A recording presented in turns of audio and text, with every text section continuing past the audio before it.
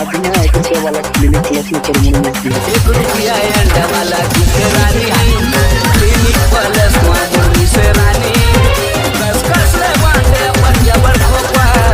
सुना खोपा अपन खोपा बड़ा खोपा 1 रुपया अंडा वाला दूध